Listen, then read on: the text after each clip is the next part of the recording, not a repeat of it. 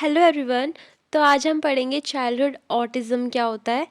तो जो childhood autism है ये बच्चों में 2 साल की एज तक पता चल जाता है कि उनको कोई ना कोई बिहेवियरल प्रॉब्लम है, क्योंकि इसमें क्या होता है बच्चा उसमें इम्पेयरमेंट आ जाता है सोशल इंटरेक्शन में, वर्बल नॉन वर्बल कम्युनिकेशन में, और उनका जो बिहेवियर होता है वो रेस्ट्रिक्टेड एंड रिपीटेटिव हो जाता है।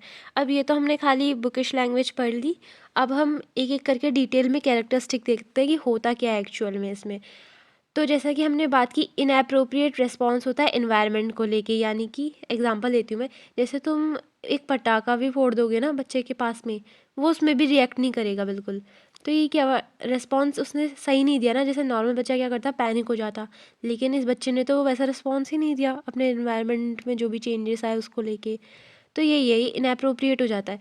Then pronounced impairment in language communication and social interaction, ना इनकी लैंग्वेज अच्छे से डेवलप हो पाती है अपनी एज के अकॉर्डिंग, ना कम्युनिकेशन कर पाते हैं अच्छे से, ना सोशल इंटरेक्शन बना पाते हैं किसी और से।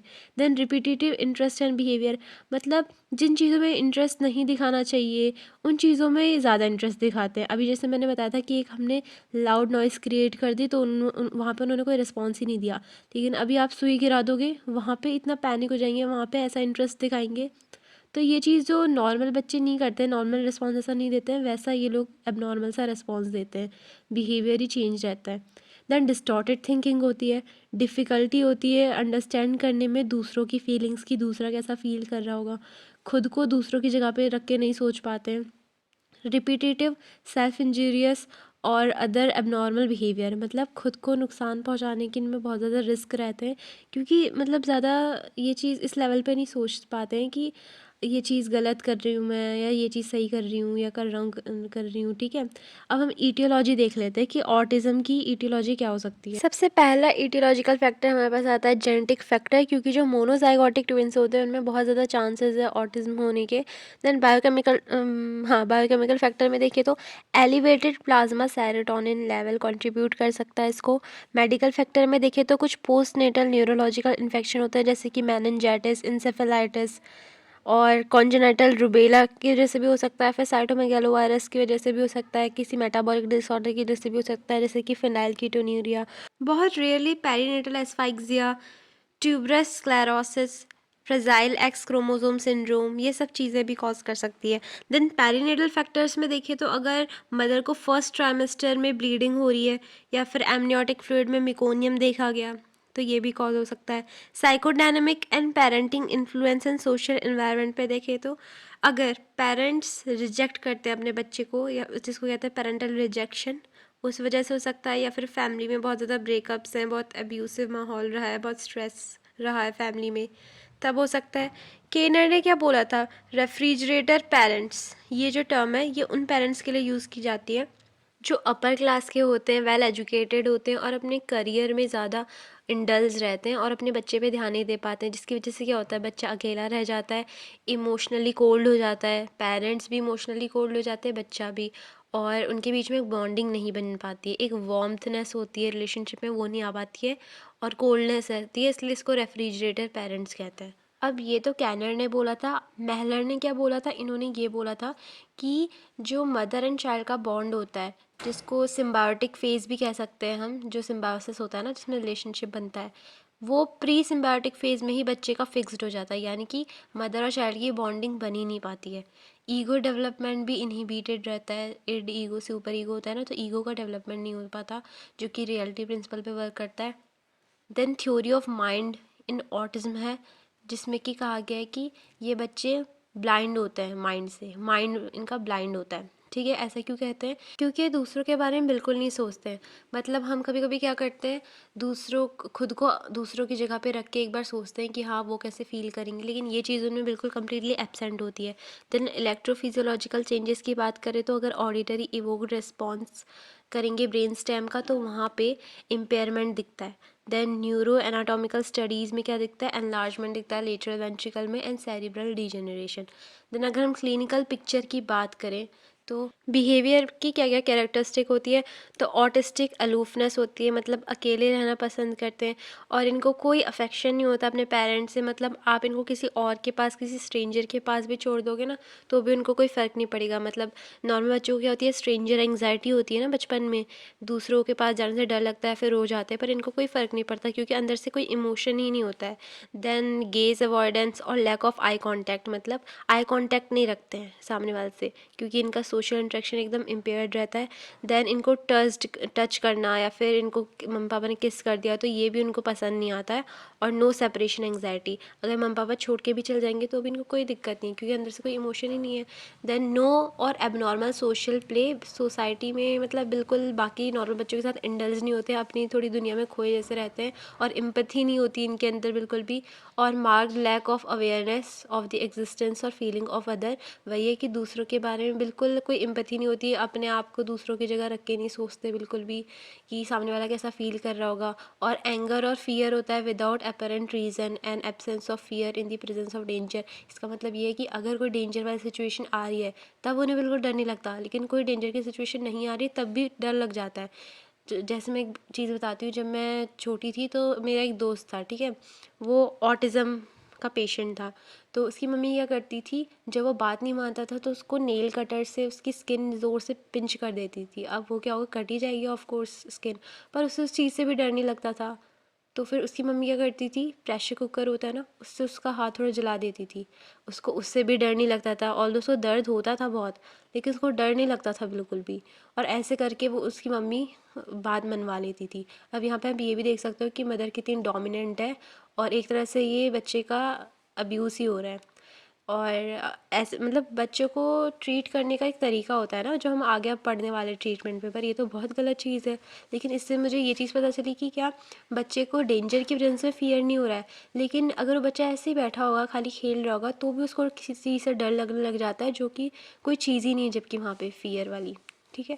देन कम्युनिकेशन एंड लैंग्वेज की बात करें तो लैंग्वेज डेवलपमेंट नहीं हो पाता इन बच्चों का, और फेशियल एक्सप्रेशन देना, जेस्चर्स दिखाना, ये सब बच्चे नहीं सीख पाते अपने बात रखने के साथ साथ। और एब्सेंस होता है इनमें इमेजिनेटिव एक्टिविटी, मतलब किसी चीज़ को इमेजिन नहीं कर सकते। जैसे हम लोग कुछ पढ़ते हैं तो हम क्या करते हैं, उसे इमेजिन करते हैं। फॉर एग्जांपल मैं आपको अभी ऑटिज़म पढ़ा रही हूँ तो आप इमेजिन कर रहे होंगे एक बच्चा जो कि ऐसा कर रहा है, जैसे अभी मैंने आपको अपने बचपन की एक स्टोरी बताई थी, तो फिर आप वो चीज़ इमेजिन कर सकते हैं। पर इन बच्चों में ये कैपेबिलिटी नहीं होती उस चीज़ को इमेजिन करने की। और ये बच्चे आई और यू में डिफ्रेंशिएट नहीं कर पाते, मतलब ये समझ नहीं आते कि मैं कौन हूँ और तुम कौन हो। मतलब ये भी कह सकते हैं अगर उन्हें भूख लगी है तो कि तुम्हें भूख लगी है, और अगर सामने वाले को खेलना है तो मुझे खेलना है, ये कह सकते हैं। ठीक है, आई और यू में डिफरेंस नहीं पता चल पाता और किसी भी स्पीच को इनिशिएट करने में और सस्टेन करने में प्रॉब्लम आती है। देन एक्टिविटी की बात करें तो बहुत अजीब सी एक्टिविटी कर सकते हैं, जैसे कि अपने सर को पटकना दीवार पे, या फिर घूमते रहना एक ही जगह पे, या फिर हैंड फ्लिकिंग करना, या फिर परसिस्टेंट प्रीऑक्यूपेशन रहना विद पार्ट्स ऑफ ऑब्जेक्ट, जैसे कि एक गाड़ी का टायर बार बार घुमाते रहना, मतलब अनयूजुअल ऑब्जेक्ट से अटैचमेंट हो जाता है इनको। और इनका इंटरेस्ट बहुत नैरो होता है, बहुत सारी चीज़ों में इंटरेस्ट नहीं होता, कुछ चीज़ों में होता है लेकिन बहुत ज़्यादा इंटरेस्ट होता है। ठीक है, और इन लोगों को चेंज नहीं पसंद आता, अगर कुछ भी चेंज कर दो तो उनके एनवायरनमेंट में। देन अगर हम ये देखें तो मेंटल रिटार्डेशन इनमें किस क्लासिफिकेशन के बीच में आता है, तो वो मॉडरेट टू प्रोफाउंड होता है। फिर एक और टर्म आते हैं इमोशनल रेसिप्रोसिटी। इसका मतलब होता है, फॉर एग्जांपल हम लोग मूवी में देखते हैं, अगर हीरो रो रहा होता है तो हमें भी ऐसी फीलिंग आती है थोड़ी सैडनेस वाली, या फिर हम भी रो जाते हैं। लेकिन इनमें क्या होता है, अपोजिट होता है, वो हंसेंगे या फिर कुछ हंसने वाली बात चल रही होगी तो उसमें रोएंगे। मतलब इमोशंस का कुछ फिक्स्ड नहीं रहता, जैसा होना चाहिए वैसा नहीं रहता, अपोजिट रहता है, रेसिप्रोकल रहता है। इनका पेन थ्रेशोल्ड बहुत ज़्यादा रहता है, पेन को बहुत ज़्यादा टॉलरेट कर सकते हैं। हाइपर काइनेसिस होता है, बहुत फास्ट मूवमेंट करते रहते हैं, एग्रेशन होता है, शॉर्ट टेम्पर होता है इनका, टेंट्रम्स शो करते हैं, सेल्फ इंजरीज़ बहुत ज़्यादा होती है क्योंकि इनको मतलब इतना मेंटल लेवल इतना भी डेवलप नहीं हुआ रहता है ना कि पता नहीं चलता कि क्या सही कर रहा हूँ मैं, क्या गलत कर रही हूँ।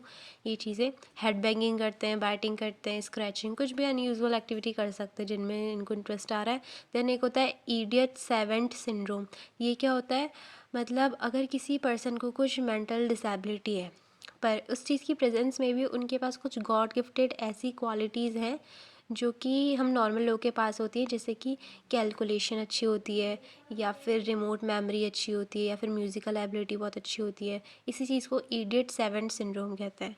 देन इनमें hallucination and delusion absolutely absent रहता है।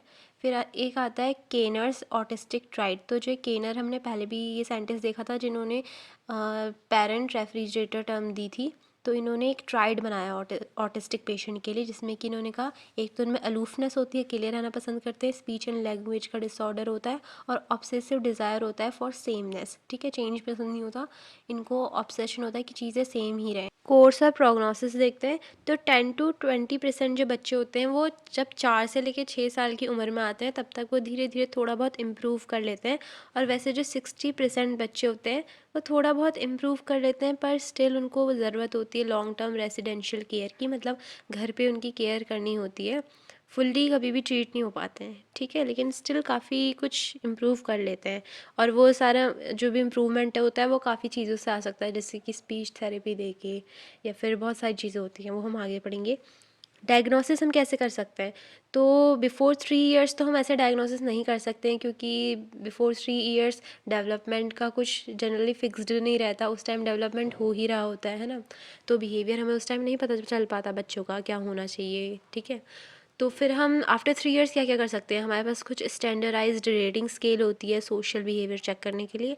देन हमारे पास कुछ टेस्ट होते हैं, जैसे कि जेनेटिक एंड न्यूरोलॉजिकल प्रॉब्लम को आइडेंटिफाई करने के लिए।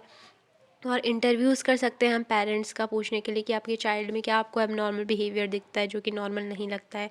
तो वो खुद हमें बिहेवियर बताएंगे तो हम नॉर्मल बिहेवियर से मैच कर सकते हैं उस चीज़ को।